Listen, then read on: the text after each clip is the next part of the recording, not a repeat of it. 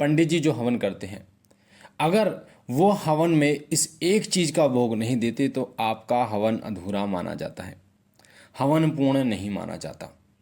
इसका प्रत्यक्ष जो प्रमाण है वो हमने शिव कृपा चैनल पर दे रखा है।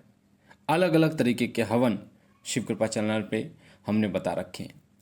जब दरबार लगाते हैं हम, तो दरबार में भी आपको ये चीज़ें बखूबी बताई जाती है कि जब आप हवन करते हैं तो अगर आप इस एक चीज़ का भोग नहीं देते हैं हवन में, हवन कुंड में, तो आपका हवन पूर्ण नहीं माना जाता, आप पर कृपा नहीं होती, आप सफल नहीं होते। हमने आपको 3 प्रकार के हवन बताए हैं। इन हवनों में सबसे पहले लौंग का हवन मैंने आपको बताया। लौंग का हवन अभी तक आपने किसी भी भक्त के मुंह से नहीं सुना होगा, क्योंकि बाबा के आदेश से ये हमें हुआ था और उस आदेश के अनुकूल हमने लौंग का हवन किया और उसकी ऊर्जा उत्पन्न हुई, उस ऊर्जा से कार्य लिया, साथ साथ में उसको महसूस किया और फिर आपको उसका जो रिजल्ट है तब आपको बताया। तो लौंग का हवन भी आपको बताया है। साथ साथ में मैंने आपको सामग्री का भी एक हवन बताया है कि क्या क्या सामग्री, जिसमें हवन सामग्री तिल, गुड़, बूरा, इंद्रजो, लौंग, इलायची, ये सब चीज़ें मैंने आपको बता रखी है कि सामग्री का हवन कैसे आप कर सकते हैं, जिसमें पूर्ण जानकारी हवन की आपको दे रखी है मैंने। और तीसरा हवन घी का हवन है। घी का हवन आप कर सकते हैं। तो ये 3 प्रकार के हवन मैंने आपको बताए हैं, जिसमें आपकी ऊर्जा को बढ़ाने के लिए ये हवन जो है वे बहुत ज़्यादा पावरफुल होते हैं, शक्तिशाली होते हैं। हवन आप क्यों करते हैं? हवन किया जाता है किसी भी मंत्र को सिद्ध करने के लिए। अगर आप किसी मंत्र को सिद्ध कर रहे हैं तो उसके लिए हवन किया जाता है।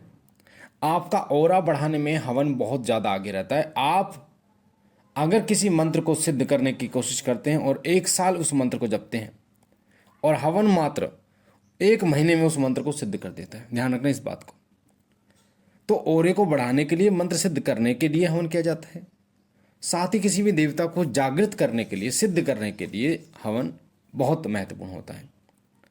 शरीर की रक्षा करने के लिए, घर की रक्षा करने के लिए या किसी देवता को प्रसन्न करने के लिए हवन महत्वपूर्ण होता है।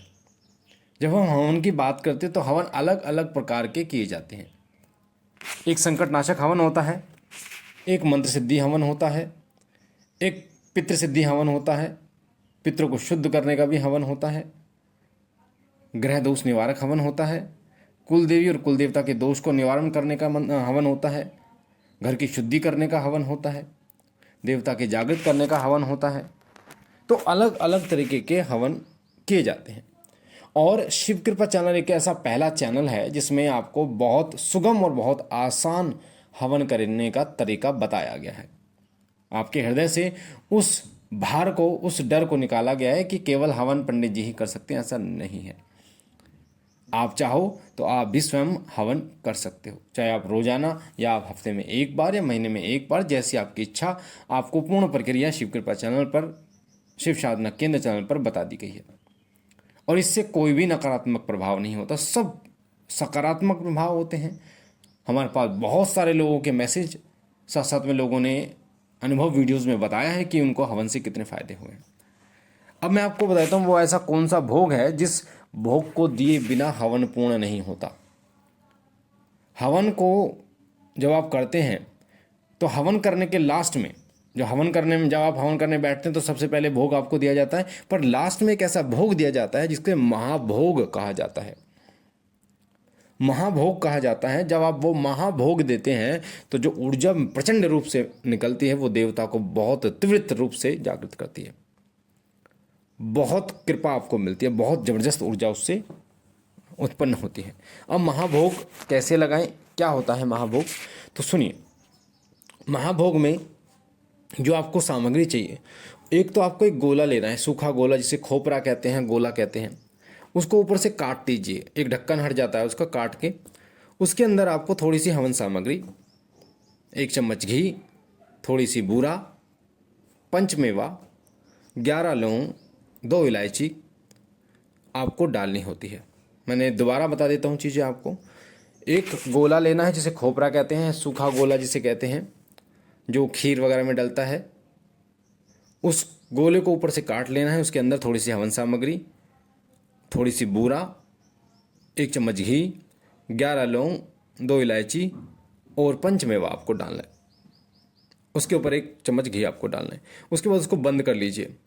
बंद करने के बाद उस ढक्कन को बंद करने के बाद उसमें कलावा लपेट लीजिए चारों तरफ, और अपने इष्ट का ध्यान करके, और क्लॉकवाइज, एंटी क्लॉकवाइज नहीं, क्लॉकवाइज। देखो, हम किसी शक्ति को जब धारण करते हैं तो क्लॉकवाइज उतारा होता है, उतार के जब हम देते हैं, और जब किसी शक्ति को उतारते हैं तो एंटी क्लॉकवाइज। तो हम क्लॉकवाइज धारण कर रहे हैं शक्ति को, तो अपने ऊपर से एंटी क्लॉकवाइज 11 बार उतार कर, जिस देवता का आप मंत्र जप कर रहे हैं उसको बोलकर 11 बार, और उस देवता को समर्पित कर दीजिए कि प्रभु आपका ये महाभोग है। फिर वो आपको हवन कुंड में डाल देना है। तो महाभोग बहुत ज़्यादा इंपॉर्टेंट होता है, बहुत ज़्यादा जरूरी होता है हवन में। छोटा गोला लीजिए, बड़ा गोला लीजिए। अगर आप एक छोटा सा हवन करते हैं तो एक बतासे का भी आप महाभोग दे सकते हैं। पर महत्वपूर्ण होता है कि ये जो महाभोग मैंने आपको बताया, इसका एक अलग ही लेवल होता है, एक अलग ही ऊर्जा होती है। आपके इष्ट बहुत जल्दी प्रसन्न होते हैं इससे। तो मुझे आशा है ये जानकारी आपको अच्छी लगी होगी। पहली बार चैनल पे हैं तो चैनल को लाइक कीजिए, शेयर कीजिए, सब्सक्राइब कीजिए। बाबा भोलेनाथ आप पर कृपा करें, आपके तमाम संकटों का नाश करें, सदैव आप पर प्रसन्न रहें। हम मिलते एक नई जानकारी के साथ, तब तक के लिए ओम नमः शिवाय, ओम नमः शिवाय, ओम नमः शिवाय।